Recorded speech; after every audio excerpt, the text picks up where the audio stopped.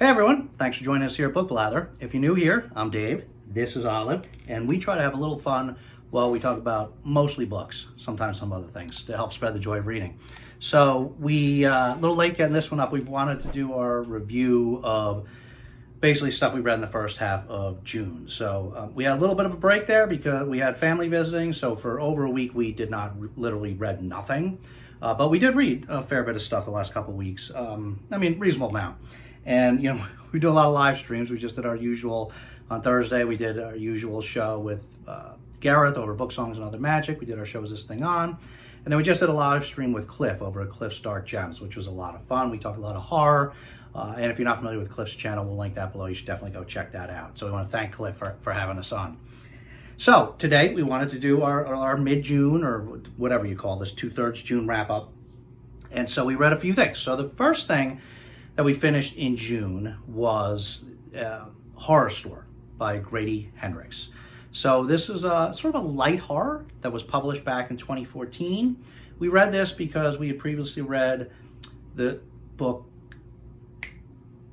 The Southern Book Club's Guide to Slaying Vampires, and we really enjoyed that a lot. We went through that really fast. And so, we have his Paperbacks from Hell book, which goes through a lot of old horror books from the 70s and 80s, and we browse through that sometimes, more of a coffee table book. And so anyway, so we want to try something else by him, so we tried Horror Store, and this was fun. It was a light horror. The book wasn't phenomenal. We didn't like it as much as we liked the Southern Book Club's Guide to Slaying Vampires. That's a tongue twister. But we did enjoy it. It was basically what it's about is the main character is this girl. She's like a 24-year-old, I think. She's working at an IKEA style store. In this story it's called Orsk. It's meant to be an IKEA. And she's kind of like a little bit, she's a clever but sarcastic young woman. She's a little disgruntled and, always has a smart-assy thing to say, but a little discouraged she hasn't gone further with her life really at this point. And so she works in Orsk, and this place, basically, early on, some weird things start happening. There's some stuff that, some damage is happening, like during the middle of the night when nobody's there. And they're trying to figure out what the story is and what happened. The morning crew didn't get it, or, whatever. And then find some weird writing on the bathroom there. And so, of course, there's a couple of other characters, a couple of her coworkers and her manager, who end up, organizing the manager ends up organizing this overnight watch because corporate is going to come the next day to check out the store, make sure everything's going right. And of course, things have not been going right. And they have these weird happenings that keep occurring. So they have this night cruise, some of it on purpose, some of it by accident. You end up with this group of Orsk employees. And, it was fun. The first half of this story, it started off better than it ended. The first half was more enjoyable to me, although the second half was very action-packed. Just got a little odd. It's basically, the Orsk, this Orsk facility, of course, is built on the remains of something else. So that's not really much of a spoiler. So it leads to a lot of things happening. And like I said, the second half of the book is very fast-paced. There's a lot going on and stuff. But it's just, story-wise, I thought it was okay. So I think it's worth reading, especially if you tried Grady Hendrix before and enjoyed him. It's a good book. It's just not a 5-star book, but it's a fun read. Okay, so the next thing was Tarzan. We read Jungle Tales of Tarzan. Tarzan of the Apes Challenges the Savage Wilderness. This by Edgar Rice Burroughs. So if you've been around a while, you know that we have been going through the Tarzan series. I guess it was early last year, we tried the first Tarzan book, which we had never read before. We were extremely pleasantly surprised, had no idea it was such a wonderful novel in so many ways. And so we've been buddy reading those with our friend Dia over at Novel Idea. So every couple of months, we read another one, and this is book 6.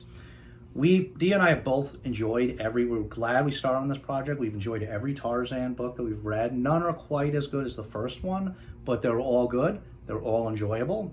It's been a very pleasant surprise. There's 24 of, this is book 6. there's in publication order. There's 24 of these. So whether we'll ultimately read all 24, I'm not sure. We'll see. Stick around. But in the meantime, we've continued on to book 6.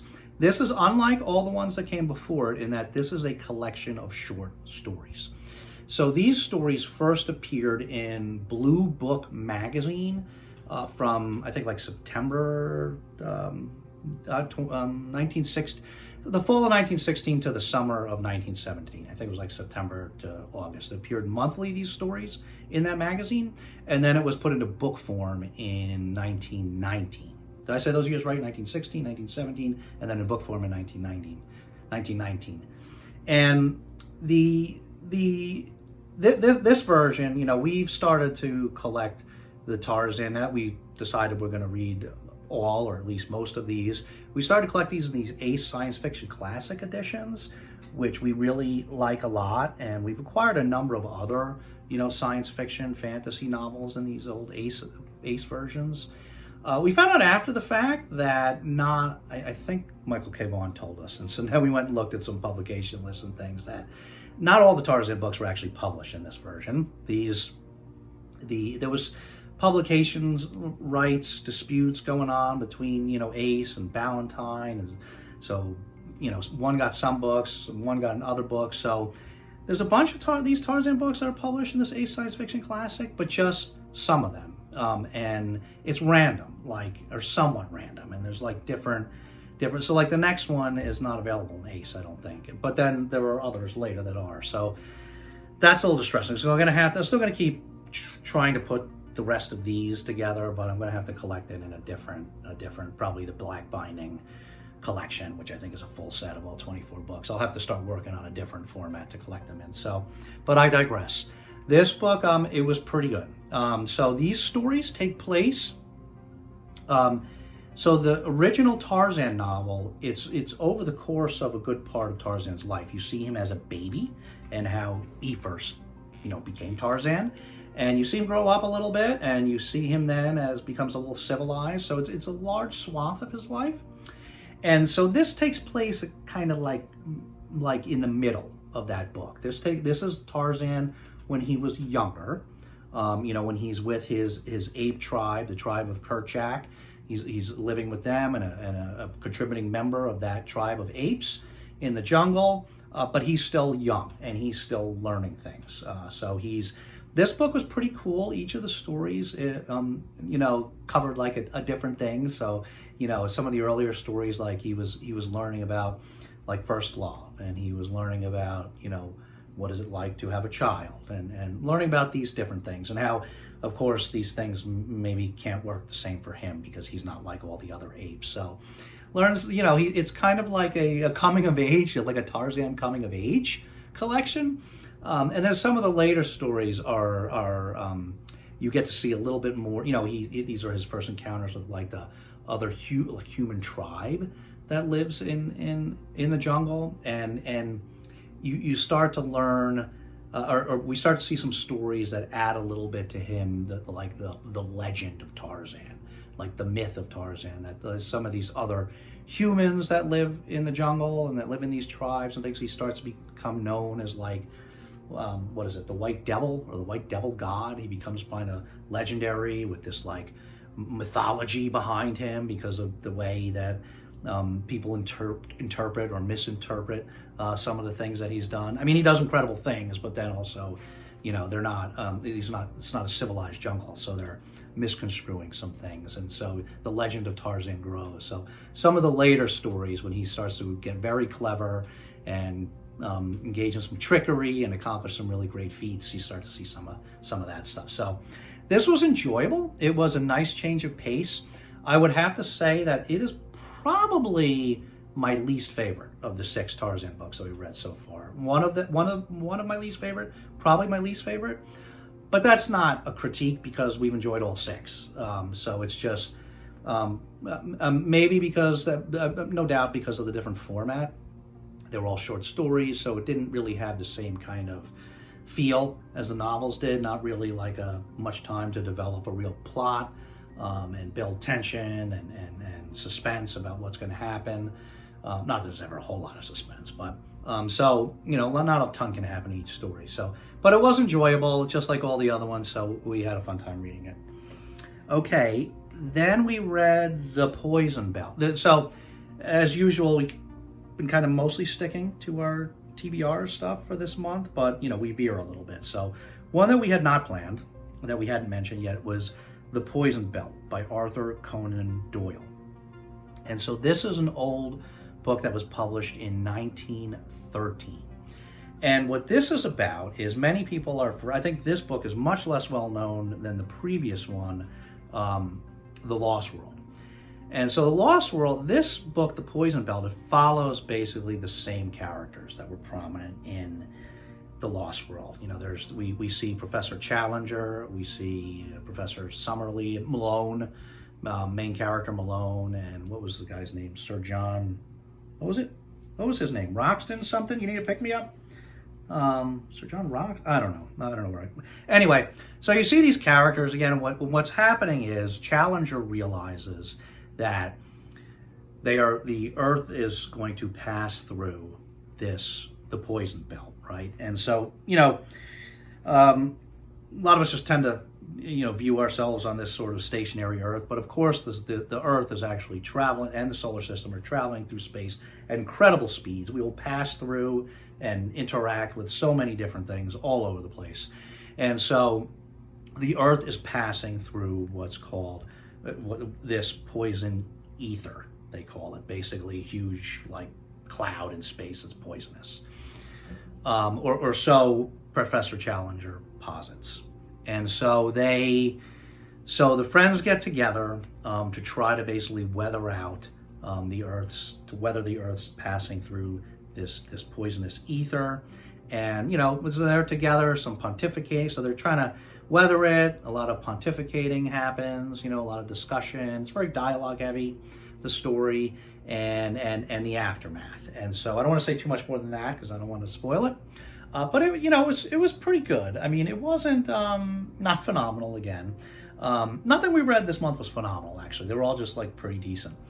So, but it was pretty good. It was pretty good, and it was it was a little bit of suspense, what's going to happen, and a little bit of a commentary on our place in the universe, and like how short and sort of I don't know, insignificance maybe not the right word, but in the grand scheme of things, how short and insignificant our lives are, and valuing that, and trying to make the most of it, because we're just individuals here for a short time, and making the most of what we've got, really appreciating life, which can be so fickle.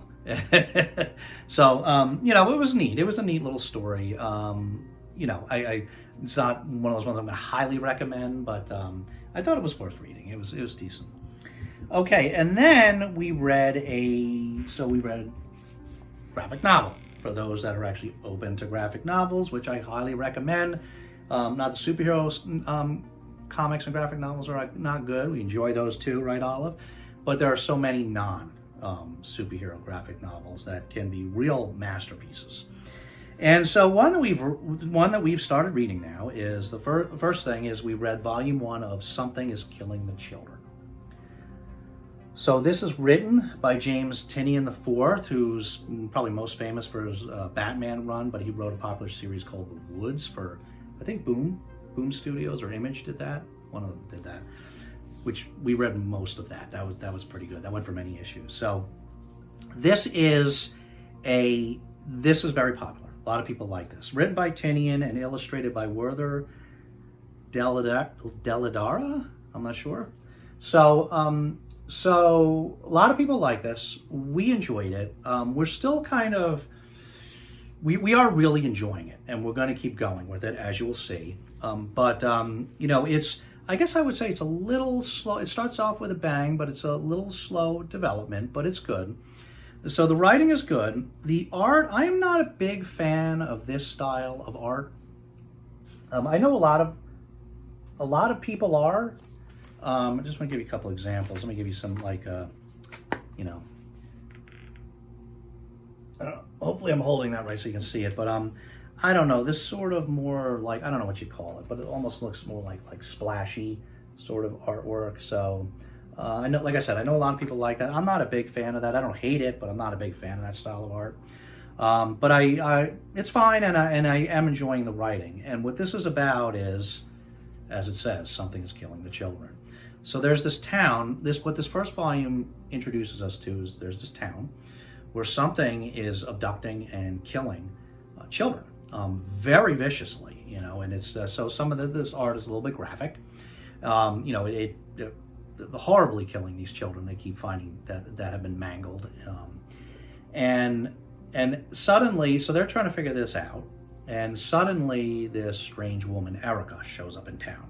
That is obviously there to deal with this issue. So we this first volume basically introduces us to all the characters, and we see a little bit of, we begin to start to see what it is that's killing the children, and we start to learn a little bit about Erica and why she's there, and she engages with a few of the children. So so obviously it's a horror novel. This series is a horror series. So like I said, a lot of different genres in comics and graphic novels, not all superheroes. So, and we've read some good horror ones. Our favorite graphic novel series is Lock and Key by Joe Hill, Stephen King's son, who's written horror novels. He also wrote the Lock and Key series, which is a great series, great, unique horror series. So anyway, once again, I digress. So we very much enjoyed this. And so we continued on to volume 2. And this was, again, very good.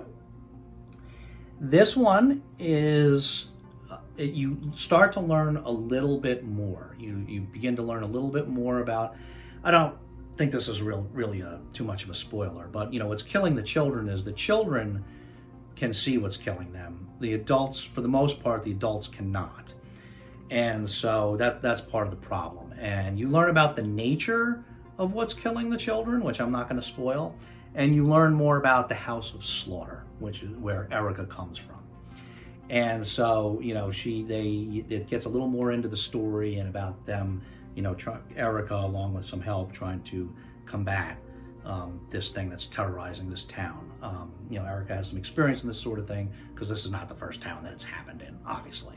So really good. So we really enjoyed that. So we're actually my youngest daughter gave us those first 2 volumes for my birthday in the beginning of the month, saw how much we liked them, and so then for Father's Day, she gave us volumes 3 and 4.